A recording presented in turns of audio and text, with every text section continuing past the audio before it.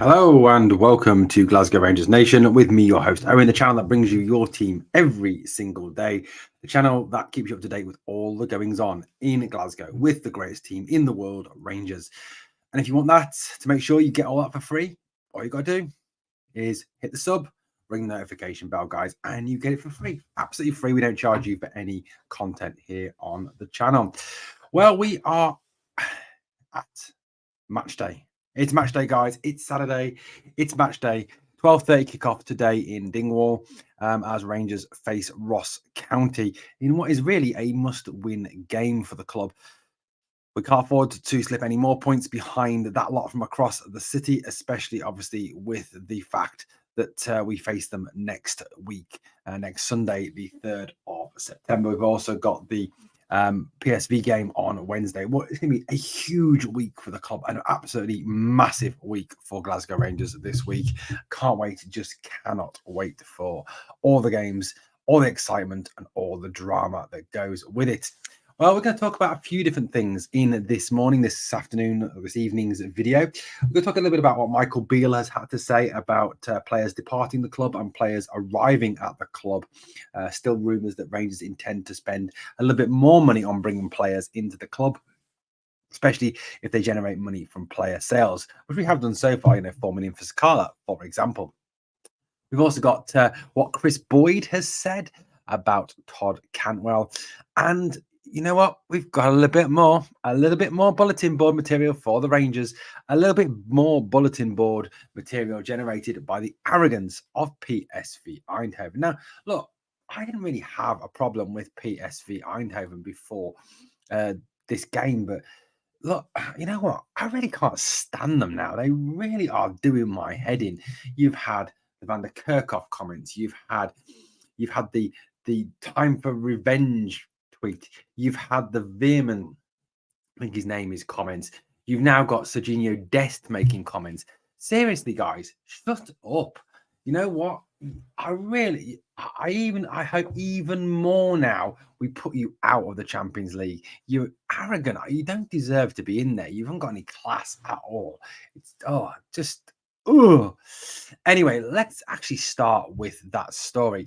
Serginho Dest, who is on loan to PSV Eindhoven from Barcelona, USA player, has been having his say in the media. Now, if I was Peter Bosz, or whatever he's called, the coach of PSV, I would certainly get my players in check and tell them to shut their mouths ahead of the game on Wednesday. One thing you've always taught to do as a player and as an official or anyone to do with a club before you play another club is you don't give them anything that could be used as an incentive, that could be used to motivate them to do better against you. And certainly PSV are kind of taking a very arrogant approach to this game. Anyway, Serginho Dest has vowed that this week he will finish off Rangers by linking up with starman Noah Lang again. Now, look, I'm not going to pretend it's going to be easy. It will be a tricky game out in the Netherlands if Rangers are to reach the UEFA Champions League group stages, which I feel that we definitely need to do. Dest, who is a Barcelona player still, made his debut for PSV against Rangers after joining on loan. And now he believes that his new side will easily complete the job against Rangers this week. He said, "We were unfortunate not to get the win against Rangers, but I'm confident we will get the victory we need in the home game." So you were unfortunate not to get the win against Rangers. Well, most of the clear-cut chances, Serginho, fell to Rangers, and I don't recollect you doing a great deal to actually test our goalkeeper out. So I really don't know where you are getting these comments from. It was a busy time for me, but is what modern football is all about. I would prefer to have a little more time so I could have adapted quicker. Usually when you join a club as big as PSV, the day before the game, you don't go straight into the match of this importance. But I was grateful for the opportunity. I really enjoyed playing with Noah because we know each other from our time at Ajax. We are capable of so much more. against Rangers, it is certainly an advantage that we know each other and we are also friends off the field, which helps. I think that we can both show even more next week against Rangers. So, Serginho Dest has certainly got a bit of a cocky, confident edge to him, hasn't he? And he's again making comments that Michael Beale can pin up on the notice board at Ockenhowie and at Ibrox, in the dressing room at Ibrox and the dressing room in Eindhoven, and use those to inspire his players even further. Like I said, arrogance, overconfidence, doing my head in. They really are doing my head in. And you've got to question the wisdom of the manager of PSV allowing his players to do this. Like I said, you don't, as a coach, allow your players to give the opposition any fuel for their fire. And it certainly seems that PSV, with the comments they are making, are genuinely giving Rangers more fuel in the fire and displaying a quite astounding arrogance ahead of the game on Wednesday. And I certainly, for one, not just been a Rangers fan, but been a football fan as well, hope that Rangers smash PSV and knock them out of the Champions League, because they certainly don't have the class to be in that Champions League. That's right, PSV Eindhoven fans, if you're going to watch this, you have not got the class to be in the Champions League. Your players are arrogant, cocky, and overconfident. Okay, so let's now talk a little bit about what Chris Boyd has had to say about Todd Cantwell. Now, I'm pretty sure that I speak for the vast majority of Rangers fans when I say that we all love Todd. Since he's come to the club, he has been absolutely superb, hasn't he? He's been just a breath of fresh air in the way he takes the game on. The skill, the ability he has, the quality of his passing, his ability to score goals. His just all-round talent is pretty astounding. He is a very, very fine player. But not just that, he's a player who inspires others through his performances. He leads the high press. He gets the crowd up for it, doesn't he? The times we've seen him throwing his arms up to get the crowd going, even in the Scottish Cup semi-final at Hampden last year, when we were 1-0 down, he was still trying to inspire the crowd on even more. And his comments that he's made about Celtic, about Chris Sutton, we all love him for that. He's one of us. He gets it. He gets what it is to be a Rangers player. He certainly is exceptionally talented. Now, former Rangers striker Chris Boyd has been talking about Todd Cantwell, talking about really the two sides of Todd, and talking about how there is a definite edge to him in the way he plays the game. And you know what? I wouldn't want that taken away from him. I think that is what makes Todd the player that he is. Chris Boyd reckons that Todd Cantwell's graft is a side of his game that often goes unseen.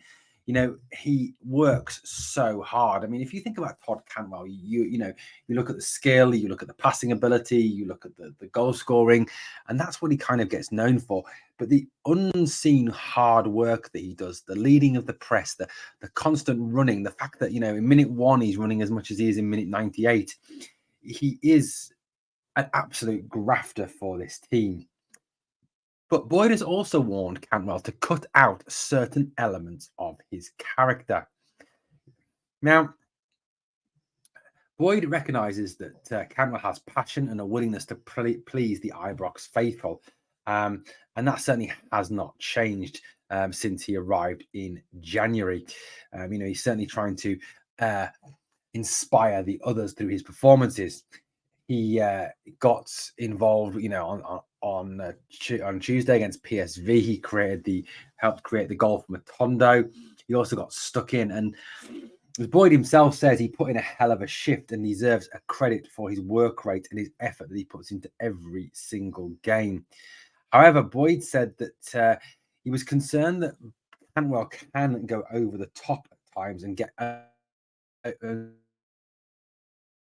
go over the edge, and has the ability to get himself sent off where he plays. And some of the things that he does, especially in yellow, flying into tackles, not something we want. We can't afford to lose Todd Cantwell. He is an exceptional talent, and having 10 men is hard. It makes a game hard enough, but if you lose a player like Cantwell, it's huge. And I think Boyd is right. Boyd said everything is drama with him, and I don't mean necessarily in a negative way. Yes, there are times do think he could tone it down a bit. But by the same token, I'm not one for trying to take away someone's personality. His off-the-cuff piece of skill for Rangers' second goal was different class. Cantwell's relentless graft is also something that goes unnoticed about him. He always puts a shift in every single week. The two aspects I'm not so keen on are his rash tackling and his histrionics with the crowd. There is no doubt he was a little fortunate not to get a second yellow card after flying needlessly into a crazy challenge on the touchline after already being booked.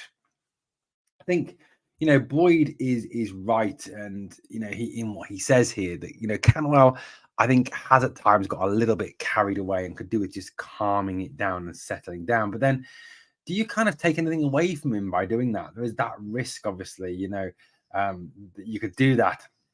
Boyd went on to say, had he been sent off, it would have been catastrophic consequences for the team on the night and the suspension that would have followed for Cantwell. Cantwell didn't need to make that kind of tackle when already on a caution. He also doesn't need to start waving his arms every time he goes near the touchline in an attempt to G up the supporters. I know for a fact Rangers fans will back him to the hilt. If he does the business, there is no need for the sideshow. Just let your football do the talking, because he is a hugely talented boy. And I think, Chris is right in that he is an absolute huge talent, a massive talent for us and for this football club. And he does, I think, just need to tone it down a little bit and just concentrate on the skill, the passing ability, the goal scoring, and the quality play that inspires the team, inspires the fans, and inspires us to more victories, which is what we need as we aim to get that 56 through the door. It is very, very vital for me. Now, Michael Beale has been discussing players leaving, players coming, and transfer business, and talking about two players in particular. Beale said that Rangers are close to player exits. It was interesting that he used the word exits plural in his news conference. He didn't say exit, it was exits. So there was a number of players apparently who could well be on their way out of Ibrox. Now, the one of them, which is turning into an absolute saga, and even one of the Yorkshire Evening Post journos who I follow was talking about this, and the fact that Leeds have turned this into a bit of a saga, is Glenn Kamara, who is reportedly a £5.5 million interest of Leeds United. Leeds do need a Glenn Kamara type of midfielder as they seek to get promotion back to the Premier League. Beale said that he didn't know anything that was going on at this moment in time around Kamara, but he did say that he felt that it will be a very busy week with only a few days left of the transfer window. The transfer window closes at 11 p.m. on the 1st of September. He said that Glenn's the one that's the closest. We had an honest conversation when I first came back into the club about Glenn's future and where he saw it. 10 out of the first 11 games I was here, he started. In that time, we signed Cantwell and Raskin, but they came in, and after not playing for a long period of time, they got in the team and did really, really well. So there's been no fallout or anything. We're expecting Glenn to move this summer. It was his wish as well. There's no issues with that. He has to obviously find the right club, and it has to be the right valuation for everyone, because we are losing a very good player. And it does appear that, if we can generate £5.5 million in fee, that will be an excellent piece of business. Now, there are further rumours about Yanis Hadji. Now, Hadji was reported target of Turkish side Trabzonspor after it was revealed that he would be attempting to leave Rangers this summer to get more regular first team football. Now, Heart and Hand tweeted this out today. Israeli media are reporting Yanis Hadji might be off to Maccabi Tel Aviv for $4 million. There's a copy of the tweet there, and that rumor. So could it be that that Tel Aviv are interested in him, and $4 million? It does seem that $4 million is the price that has been touted for the Romanian. If we can get $4 million for Hadji, it would certainly represent a good piece of business, given how much football he has missed with injury.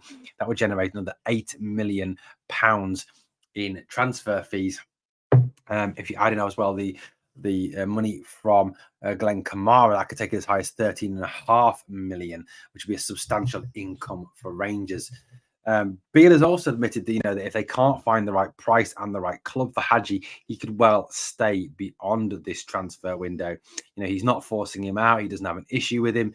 The issue is just that Yanis wants first team football. He talked about the fact as well that he would like to bring in some defensive reinforcements too. Beale said it's a possibility, it's not a definite.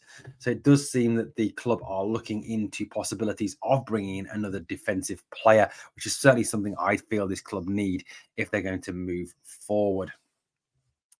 Final piece of news this morning, obviously, building on what I discussed in the press conference video that we released yesterday, was the return today of these two players, Tom Lawrence and Kemar Roofe. Both of them will be available for selection today. Now, I think it's highly unlikely either of them start, but they could well feature off the bench, given the fact that both of them bring a goal threat to the team. Kemar Roofe is renowned as being probably the best finisher at the club. And it's just his lack of fitness that has really held him back from really taking off at Rangers.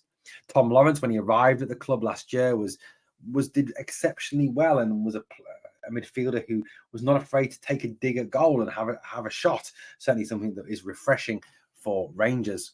Now, if we look at the stats of these two players, during their time at Ibrox, Tom Lawrence played 9 games for the club, had 3 goals and 2 assists. That's 5 goal contributions in 9 games, which for a player just coming in and just settling in is excellent, and represents very good value for money. And it's to be hoped that when Tom comes back, he can get back into that form.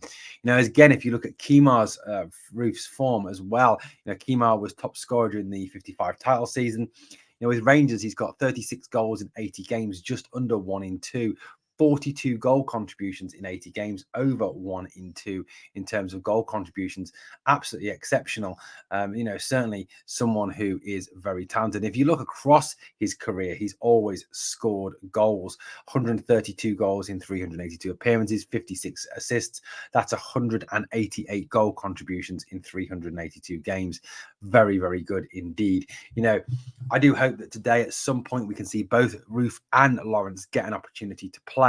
Like I said, whether that's going to be off the bench, which is probably more likely, it doesn't matter as long as they get some minutes. I think these two players can play a vital role this season, especially in the league campaign, where we're going to need a squad and we're going to need to rotate players and we're going to need quality players to come in. And Roofe and Lawrence definitely are quality. So it remains to be seen, obviously, will they be used today and how they will be used in the game at Ross County today. Well, guys, let me know what you think of the stories we've covered this morning on this daily news video. Thank you so much again for watching. Please hit the sub and ring the notification bell. And if you want to join the channel, you can. It's only 99p to support the channel. But as always, there's 2 things I need you to do for me. Number 1, I need you to smash the like. And number 2, remember always, we are